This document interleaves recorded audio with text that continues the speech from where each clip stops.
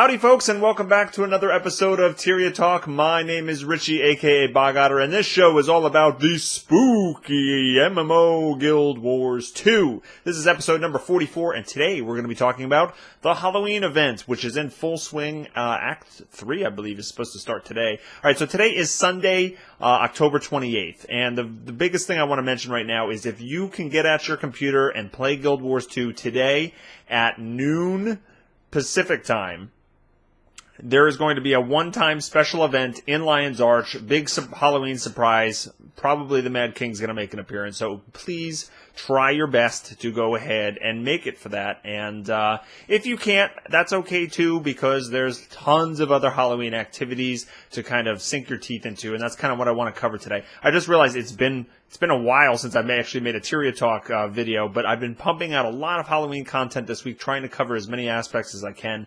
And I just wanted to give you my thoughts about what this Halloween event has been like for me personally so far. And I think in a nutshell, I'm loving this Halloween experience. I know some people are frustrated by various aspects, and we can talk about that a little bit. But overall, and we haven't even seen Act 3 and 4 yet. I'm just talking about Act 1 and 2. At this point, I love it for so many reasons. For the first reason is there's just such a variety of things to do, right? You can get involved in the actual story of the Mad King by doing the 2-part scavenger hunt. And there's a lot of lore, and there's some funny things that happen with that, but there's also some gruesome details about the life of Mad King, and you can really get into that. And then at the end, if you actually make it through the 2 acts of the scavenger hunt that you can go through, you actually get a level 80 back item, which is just this flaming book on your character, and that's really awesome. So you got that main kind of storyline, which I think is going to come to a head later today when they do the finale. But you also have like all of these other extra things, like the costume brawl. Just a silly kind of mini game where you just go crazy and you beat each other up in costumes, and all, the different things that you can become all have different abilities and stuff. And the only thing you can really get out of that is an achievement if you're really crazy and become king of the costume brawl 500 times, which is just nuts. Probably not something that you're, unless you're extremely dedicated, be able to do in just 1 year. But it's just fun because whatever you're just waiting around, like I've seen people waiting around for someone who disconnected in a dungeon, who just suddenly get together to do costume brawl while waiting for the next round in the costume, for the next round of the clock tower jumping puzzle, which I'll get into a little bit later. People just break out the cauldrons or whatever, the costumes, and just start fighting, and it's really fun. And it's going to be sad when they remove that, I think, because it's like, you're going from all this action in the cities to just standing around again. I love the jumping puzzle in Lion's Arch, where you can jump into the cauldron and enter the costume brawl that way. I love the ambiance of all of the decorations that have changed.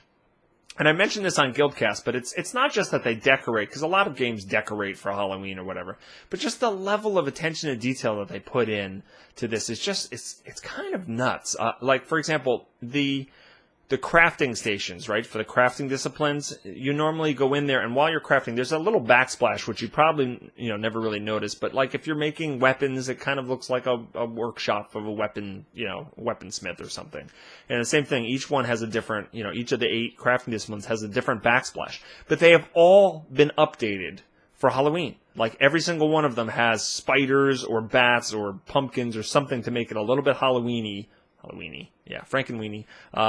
So I love that little bit of detail. And, and everyone's noticed that, when you're zoning into Lion's Arch, the actual artwork is different. And those kind of attention to detail they really hit home for me. Probably not everybody appreciates them, but to me, they really have a big impact on my immersion and my experience. So I absolutely love that. I think the items that they put out in the gem store are really fun. I fell in love with the witch's. It's actually the warlock's costume, the male version of the witch's costume. I just absolutely love how I can kind of look like Skeletor, and the fact that they're not only costumes, but you can dye them the colors that you want. They give you new action bar items where you can actually, do fun things like summon a cat familiar or ride on a broom. And I felt that was money well spent to me, and I love that Rinanet's able to make money on this kind of thing, right? It's really hitting home to me that this business model can really work really well for this game.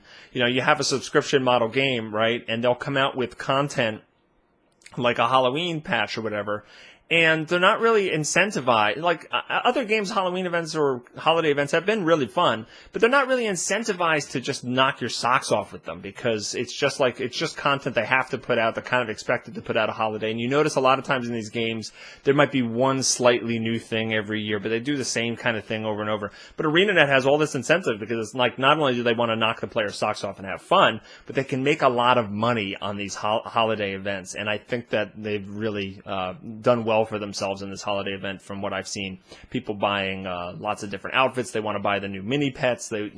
All of this stuff has a limited time frame on the gem store, so I'm glad that Rinanet can make some money on a holiday event like this. Let's talk a little bit about the Mad King's clock tower jumping puzzle. Oh my God, Rinanet, you guys are sick bastards. I mean, seriously, this is crazy.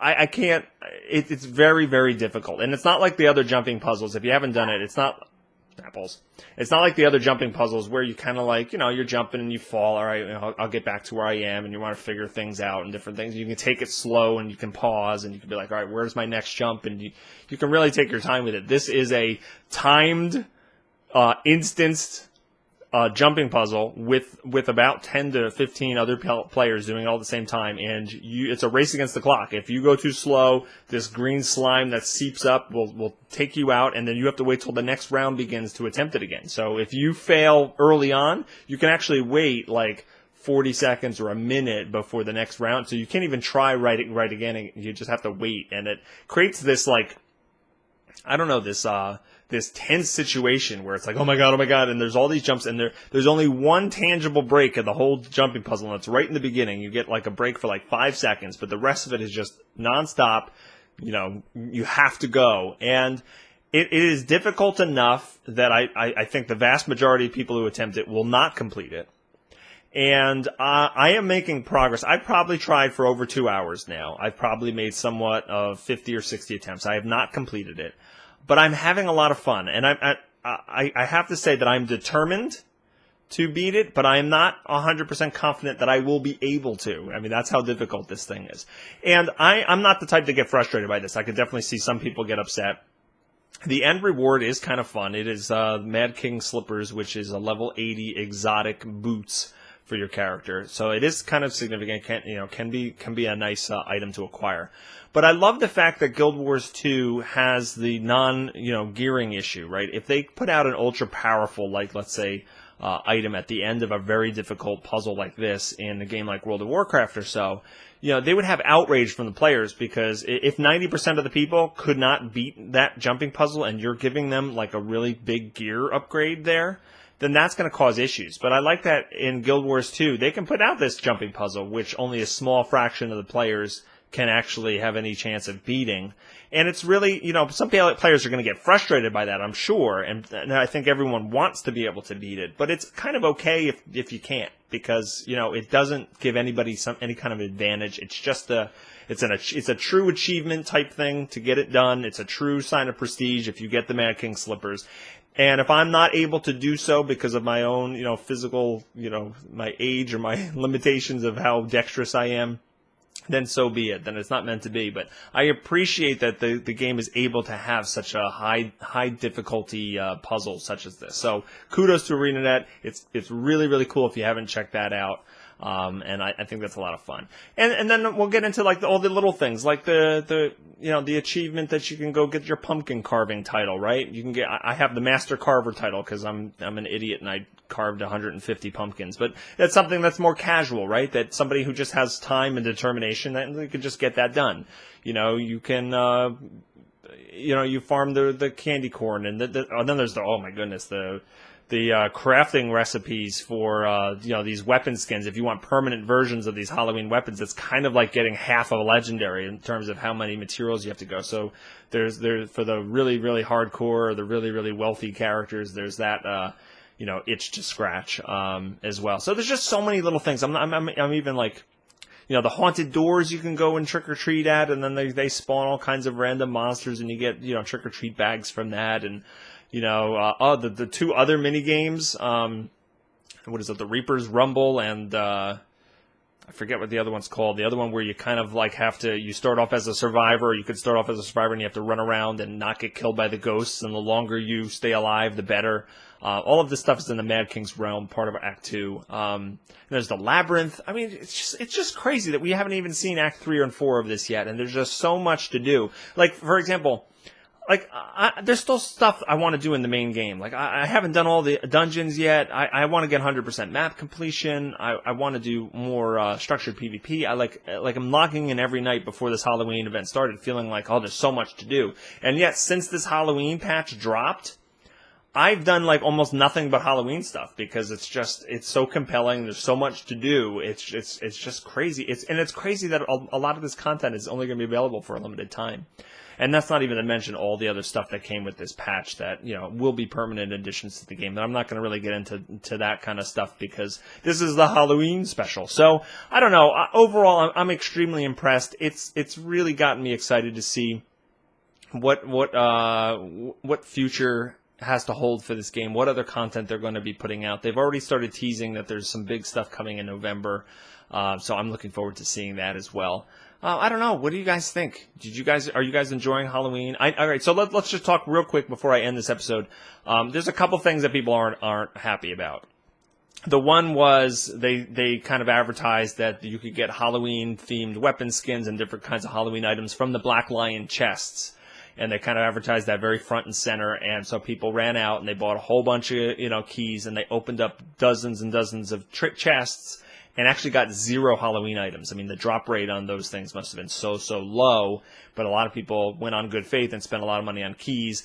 That Rinanet actually responded to the feedback, and they made a Mystic Forge recipe, which I have another video on my channel, which kind of shows you how to go through that, to actually get yourself a Mad King chest by using some of the materials you get out of the normal Black Lion chests. So they kind of like sensed that the people weren't happy, and they actually made amends by making it so that you can get Halloween-themed stuff by actually just using the Mystic Forge.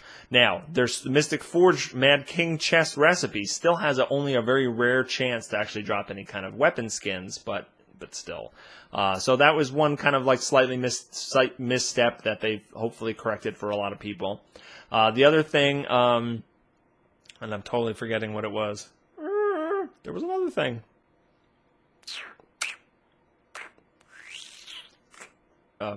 The other thing is something I've talked about a little bit before, is the finale event. Now, the finale event takes place at a very specific time. It is 12 o'clock PST today, or PDT today, Pacific time.